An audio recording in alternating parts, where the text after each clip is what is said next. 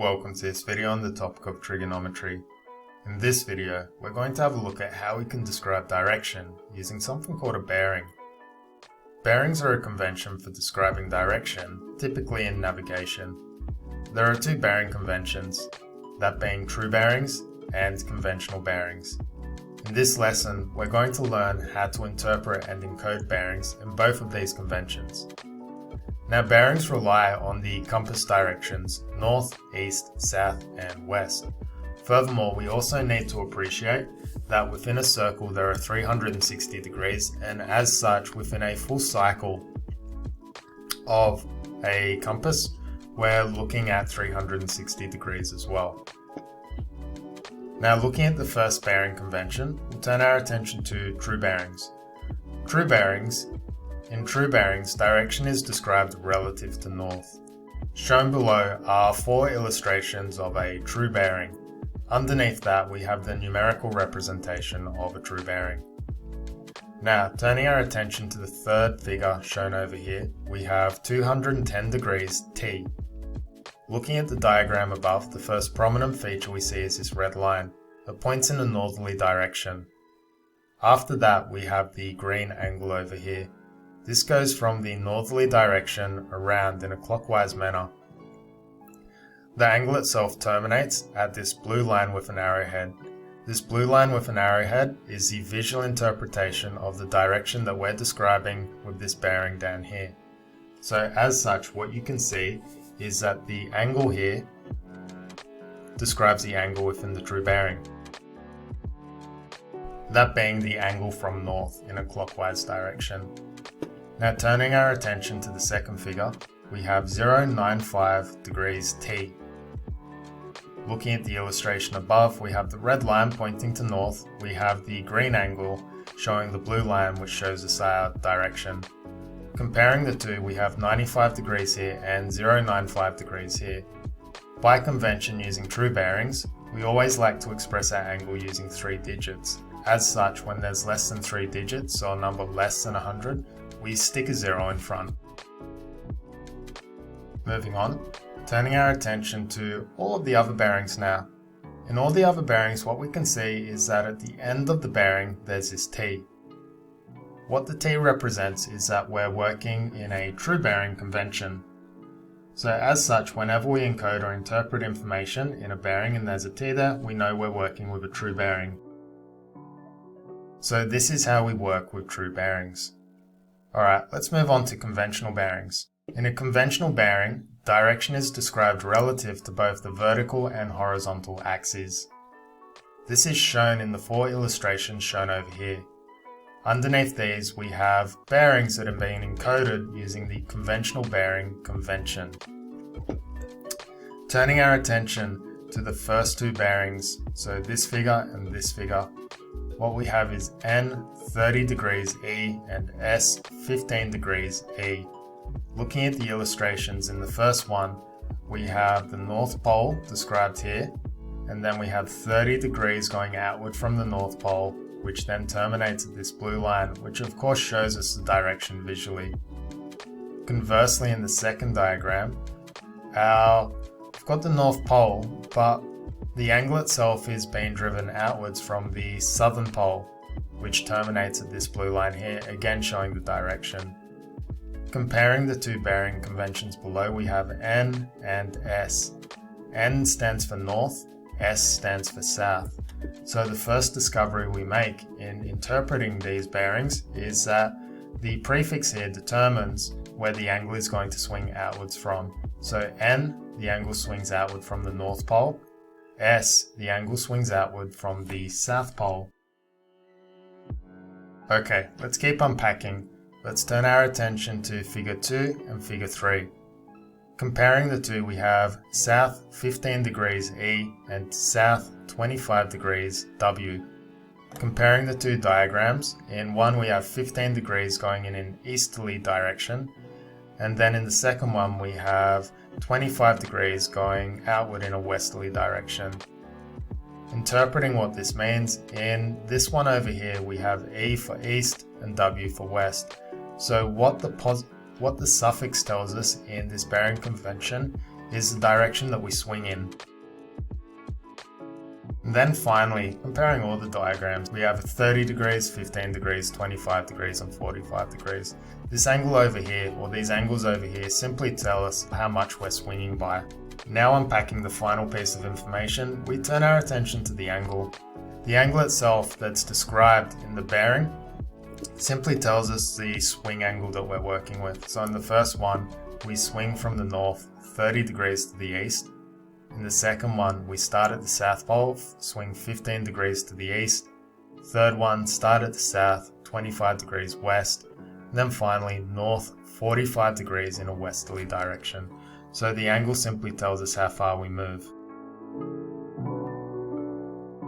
Now, final thing to take note of is that in a conventional bearing, we always start with the north and the south pole, and we always finish with either the east or the westerly pole. Furthermore, the angle that we described never exceeds 90 degrees, so everything is always between 0 and 90 degrees. Alright, let's have a look at a few examples now. Example 1, conversions.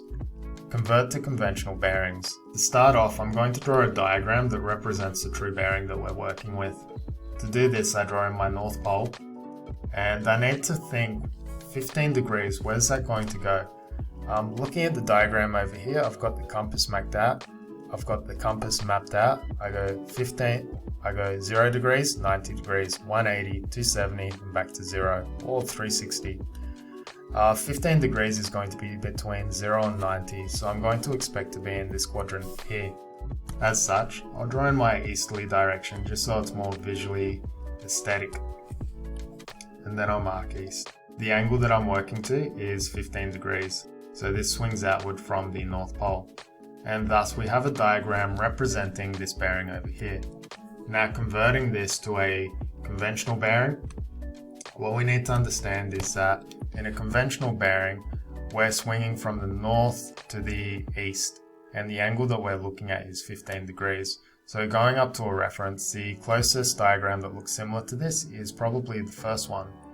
So we simply get the vertical direction, horizontal direction, and angle. Putting this together, what we find is that our conventional bearing is north, 15 degrees, east. Done. Now, part B, we're looking at 105 degrees true. I'll start off by drawing a diagram. Identifying whereabouts this direction will be, I'll have a look at this little compass here. I'm working at 105 degrees, which is between 90 and 180. So it's going to be in here. I draw in my easterly direction, and the angle is 105. Now going back up, we remember that the angle described in a conventional bearing can't be above 90 degrees. Consequently, what this means is that we can't use this angle here as a reference. Rather, we need to use something that looks a little bit like this. So we need to figure out this interior angle between the south and the direction. So what I'll do is I'll just mark that in my diagram. I'm going to call this angle, and conversely I'll call this bigger angle phi. Now using our geometry, we know that within half, we know that the angle between the north and the south pole is going to be 180 degrees. And therefore, if we add both theta and phi together, we're going to get 180. As a result, we can deduce that theta is going to be 180 degrees, take away phi, which is going to in turn yield that the angle we're working to is 75 degrees. And thus, encoding this using a conventional bearing, we're heading in a southerly direction, 75 degrees, swinging to the east. Just like that. Alright, moving on. C. I start off by drawing a diagram, and what I'm going to do is I'm going to map 250 degrees true to this diagram. Understanding where it is we're looking at, we turn our attention to the compass, 0, 90, 180, 270, so we're in this third quadrant here. Now, understanding what we have here, we turn our attention to the diagram above. Looking at the direction here, we have a look at where the description is coming from. So going up to this one over here, we can see that the angle itself is described by this interior part here. As such, what we're looking for is a angle that's in here. Again, we'll call this theta, and we'll call the external one phi. Understanding the geometric relationship, what we can see is that phi itself is 215 degrees, but what we want is the theta component of this phi. In other words, we want to take 180 degrees, or we want to exclude 180 degrees from this part here, which will give us theta.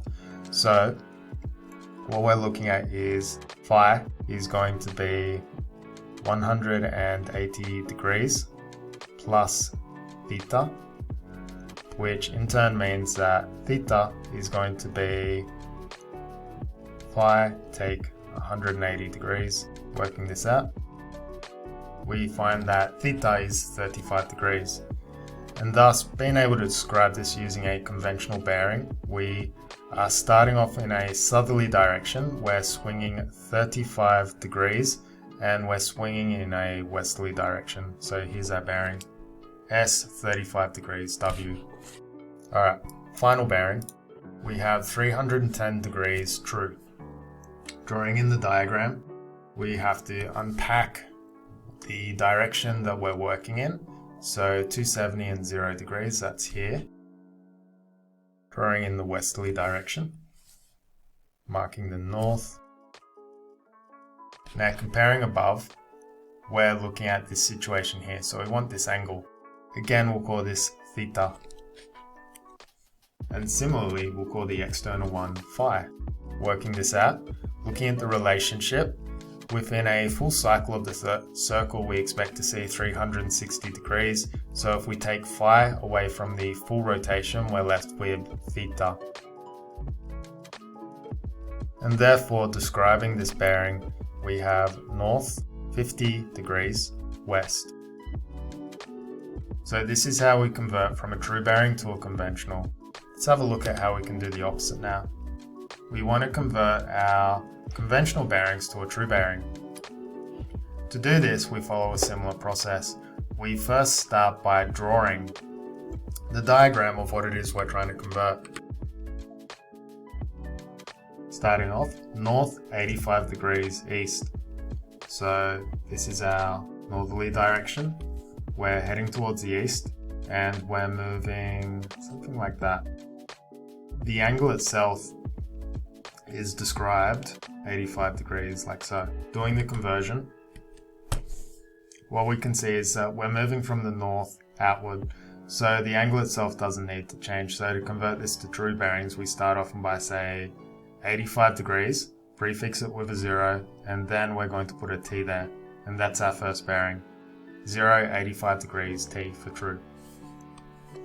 B, S 45 degrees E, or south 45 degrees east. Unpacking this, we're moving in an easterly direction. We're going south and we're moving east. Drawing in the bearing. The angle we have is 45 here, remembering that we call this one theta. And the external one that we need, we'll call this phi once again. Now the relationship between the two is that the addition of theta and phi is going to give us 180 degrees. So therefore, what we can find is that if we want to find one of them, so if we want to find phi, then all we need to do is take theta away from 180, thus revealing the external angle. And then putting it together, we've got 3 digits, 135 degrees, just like that. Alright, C.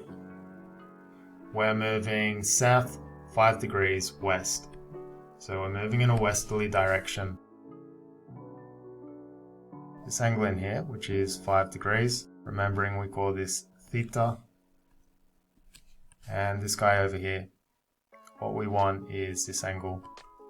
We'll call this phi once again. Computing, we know that phi is equal to 180 degrees plus theta, which will give us 180 plus 5, and that's 185 degrees. Therefore, the true bearing is going to be 185 degrees true. Final one, we're looking at north 60 degrees west. The angle that we're looking at, the direction that we're looking at, goes something like this,